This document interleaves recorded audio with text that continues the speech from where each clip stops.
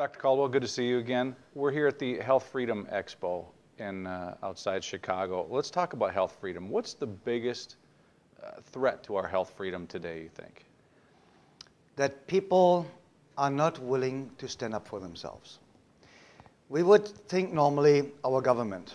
Our government does only what the people that are under that government allow their government to do.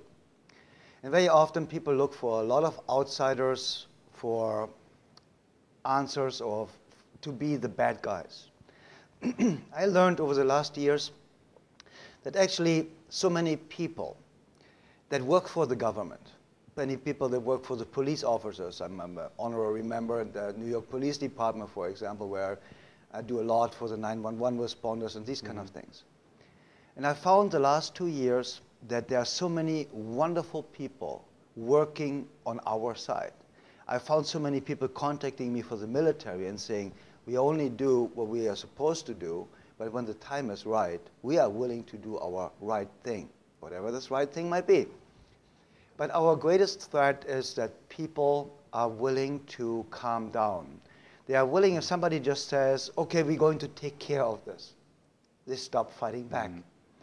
And now whoever is behind all of this, if we call it the New World Order, or if we call it the Illuminati, or we just call it the greedy guy that works for the pharmaceutical industry, it doesn't really matter at the end of the day how we call these people. Because what's really happening and what is kind of like so sad is since they, whoever they are, controlling the mainstream media, and thank God's got people like you are out there telling the truth, and our videos obviously have always a huge impact, and you're doing such a great job, and the two of you are just a great team, and it really, really is good what you're doing, and you are the opposite of the threat for the health freedom. But to come back to that, it is really just, they control the entire mainstream media, newspapers and the TV stations and so on. And it is very interesting for me to watch. You can educate somebody, and after you educated them, they go out and they say, now I know, and I will stand up for myself. And then they watch the next video clip, and some official, some politician just says, don't worry about it, we know about it, we take care of it. And then they say, oh, okay, they are taking care of it. So complacency actually is really the main threat to our health freedom. But also it's people that are oblivious in their positions. People in the middle level of military, police, or the government that are enforcing lower laws that are completely absurd. Arresting people for selling raw milk, for example, is, in my opinion, a part of treason. Because if you fight your own people, if you create a war, or you fight a war against your own people, that, in my opinion, is treason. And if somebody gets arrested for basically selling a certain kind of vitamin, or telling somebody that vitamin B17, Laetrile, apricot seeds is curing cancer and gets arrested, or a medical doctor prescribing to his patients Laetrile and cures them from cancerous tumors, loses his license and gets arrested. The people in the middle of all of this that are enforcing these absurd laws that very often just executive orders. Obama has the right to make or the president in general, to make an executive order how his letterhead has to look like. He has absolutely no lawful right to make law with an executive order. This is another threat to our health freedom or freedom in general. The politicians dare to do things they are absolutely not allowed to do. It's completely unlawful. But everybody's just swallowing it. And if somebody runs into opposition, or they say, oh, President so-and-so did it before. So, okay, if my neighbor murdered somebody a year ago, so it's okay to murder somebody in this neighborhood? It's absurd. I mean, it's really, really absurd. And we're getting more and more to a point where we have to learn to stick together. We have calculated it down, not we personally, some of my friends, that about the entire Earth physically is run and controlled and owned, all the companies, all the physical landmass, by about 300 families, about 7,000 people. We are 7 billion. These 7,000 people control us, suck us out, put us in jail for no reason, no lawful reason, and they're living off our pain. And we are we need to start communicating with each other.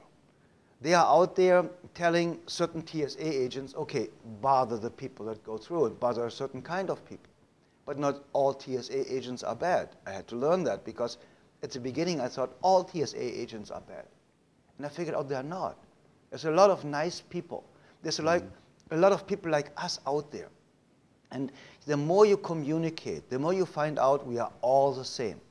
We are not that different. It doesn't matter what skin color we have. It doesn't matter what race we have. We are all alike. And everybody just wants to be happy and healthy and being left alone by authorities that are trying to take our rights away.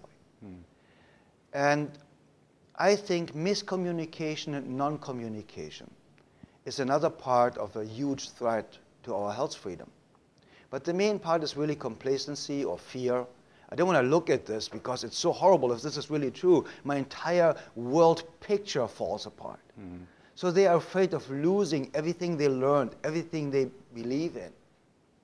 And when we all start now coming together, and this is what the Health Freedom Expo and Julie Klein and Paul Andrews are putting together here, is unity. We are uniting each other. We started to communicate with each other. I'm communicating, to be honest, now at the Health Freedom Expo with people I wouldn't have really wanted to talk with years ago. And now I'm thinking, who am I to have the audacity to judge somebody just because he hugs a tree? Okay? Because I've always said, you know, the tree huggers to the left, the normal people to the right. And then I figured out, wait a second, that's exactly what they want. Divide and conquer. And now we're all talking together, and my speech about the only answer to cancer, how to get rid of eliminate the root cause of all disease. People are lining up. Every seat was full. People were around the walls. People were sitting in the hallways. Last year, the same thing. So we're getting more and more people that are open, more and more people that are willing to stand up, willing to learn. I even like it when they ask me something and say, can you explain that? Then I'm thinking, wow, yeah, you're in it. You want to know. You want to do something with it. And this is what makes it all worth it. And these Health Freedom Expos now, getting better and better and better. The quality of speakers are getting better. And we are really, really full of excitement. But to answer really your question in a summary, the main problem, the main threat to our health freedom is first of all complacency, second of all ignorance, and third of all miscommunication or non-communication.